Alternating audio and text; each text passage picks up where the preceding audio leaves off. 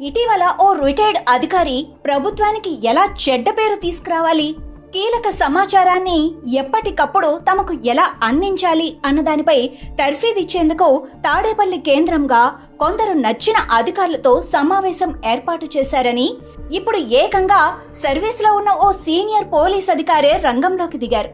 ఆయన జగన్ రెడ్డికి వీర భక్తుడు. గత ప్రభుత్వంలో జగన్ ఇచ్చిన అలుసుతో వెచ్చలవిడిగా చెలరేగిపోయారని, ఫలితంగా ఇప్పుడు చట్టపరమైన చిక్కులు లెక్క పెట్టుకుంటున్నారు. అయితేనే తగ్గేదేలే అన్నట్లుగా వ్యవహరిస్తున్నారట. కూటమి ప్రభుత్వంపై బురద జల్లేందుకు ఆ పోలీస్ అధికారి కుట్రలు కుతంత్రాలు చేస్తున్నారని సమాచారం. లిక్కర్ కేసు నిందితులతో కలిసి ప్రత్యేక వ్యవస్థను ఏర్పాటు చేసుకున్నారు. ఇటు సోషల్ మీడియాలో ప్రభుత్వాన్ని అప్రతిష్టపాలు చేయటం, అటు వైసీపీ నేతలు, మాజీ మంత్రులు, ప్రజాప్రతినిధులు, జగన్ అనుకూల కీలక వ్యక్తులపై ప్రభుత్వం నమోదు చేస్తున్న కేసుల నుంచి వారిని బయట పడేయటం ఎలా, ఇదే ఆయన ఎజెండా అంట. ఇందుకోసం తాడేపల్లి కేంద్రంగానే ఓ ప్రత్యేక ఆఫీస్ నడుపుతున్నారని తెలిసిందని ఆంధ్రజ్యోతి పత్రిక సంచలన కథనం ప్రచురించింది. దీనికి కొనసాగింపుగా శనివారం ఈ అధికారి నేతృత్వంలో కొందరు పరామర్శ పేరుతో హైదరాబాద్లోని ఓ ప్రముఖ ఆసుపత్రిలో కీలక సమావేశాలు నిర్వహిస్తున్నారట.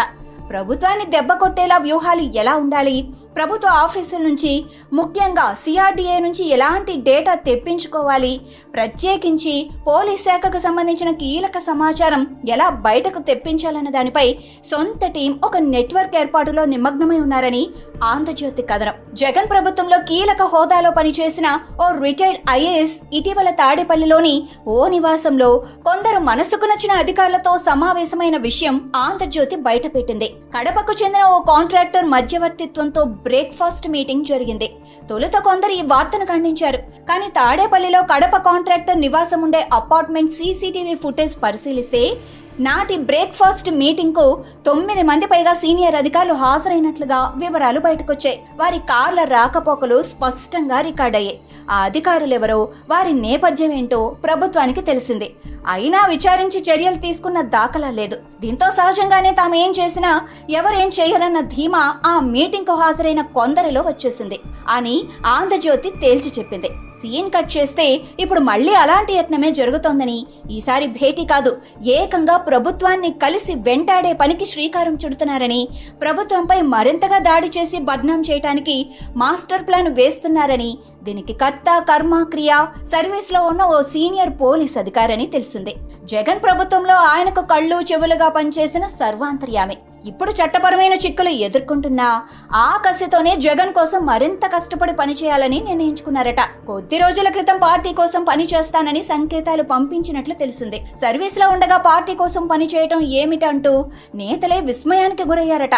చివరకు ఆయనే ఓ ప్రత్యేక టాస్క్ సృష్టించుకొని సామాజిక మాధ్యమాల వేదికగా ప్రభుత్వ కార్యక్రమాలు, ప్రత్యేకించి ముఖ్యమంత్రి చంద్రబాబు, మంత్రి లోకేష్ ను టార్గెట్ చేస్తూ కౌంటర్లు ఇప్పించటం, ఆ కంటెంట్ పై వచ్చే పోస్టులకు జాతీయ స్థాయిలో స్పందనలు తీసుకురావటం, బ్యూరోక్రసీ, పొలిటికల్ గా ప్రముఖులు స్పందించేలా చేయటం వంటి పనులు తాము చేస్తామని ఆయన భరోసా ఇచ్చారంట.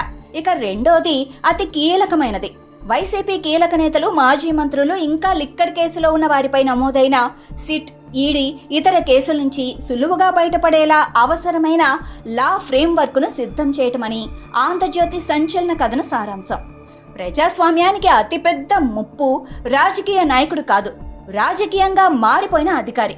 ప్రభుత్వాలు వస్తాయి, పోతాయి, ముఖ్యమంత్రులు మారుతారు, మంత్రులు మారుతారు, రాజకీయ పార్టీలు అధికారంలోకి వస్తాయి, ప్రతిపక్షంలోకి వెళ్తాయి. కానీ ఒక వ్యవస్థ మాత్రం మారకూడదు. అది పరిపాలనా వ్యవస్థ, అది పోలీస్ వ్యవస్థ, అది బ్యూరోక్రసీ. రాజ్యాంగం ఒక అధికారికి ఇచ్చిన ప్రమాణం ఏమిటి?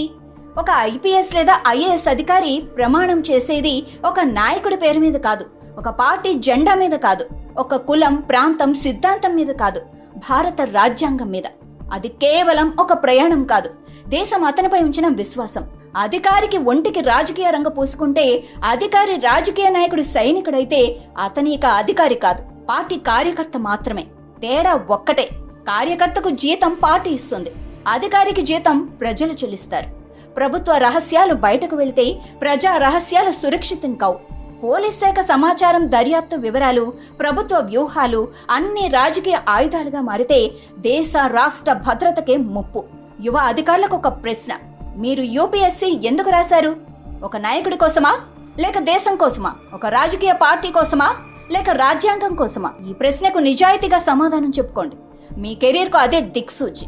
అధికారంలో ఉన్న ప్రభుత్వాన్ని విస్మరించడం వేరు, ప్రభుత్వాన్ని చట్టబద్ధంగా ప్రశ్నించడం ప్రతి పౌరుడి హక్కు. కానీ సర్వీస్లో ఉన్న ఒక అధికారి తన అధికారాన్ని ఉపయోగించి ఏ రాజకీయ పక్షానికైనా పనిచేస్తే అది విమర్శ కాదు, అది పరిపాలన తటస్థతకు విరుద్ధమైన చర్య అవుతుంది. అలాంటి చర్య జరిగిందా లేదా అనేది ఆధారాలు, దర్యాప్తు, కోర్టుల ప్రక్రియ ద్వారానే తేలాలి. రాజకీయ నాయకులు కూడా గుర్తుంచుకోవాల్సిన నిజం, ఈ రోజు మీకోసం నిబంధనలు తుంచిన అధికారి రేపు మీ ప్రత్యర్థి కోసం కూడా అదే చేయగలడు. వ్యక్తులపై నిలిచిన వ్యవస్థలు కూలిపోతాయి, సంస్థలపై నిలిచిన వ్యవస్థలు నిలబడతాయి. ప్రజాస్వామ్యం ఎలా చనిపోతుంది? వ్యవస్థలు తమ తటస్థత కోల్పోయిన రోజే ప్రజాస్వామ్యం బలహీనపడటం మొదలవుతుంది. చట్టం రాజకీయమైతే బాధితుడు ఎవరు? చివరికి సాధారణ పౌరుడే. ఒక వ్యక్తిపై వచ్చిన మీడియా కథనం నిజమా కాదా అనేది చట్టబద్ధ దర్యాప్తు, న్యాయస్థానాలే నిర్ణయిస్తాయి. కానీ ప్రతి యువ అధికారి, రాజకీయ నాయకులు చరిత్రలో భాగమవుతారు. కానీ రాజ్యాంగాన్ని కాపాడిన అధికారులు చరిత్రను నిర్మిస్తారు.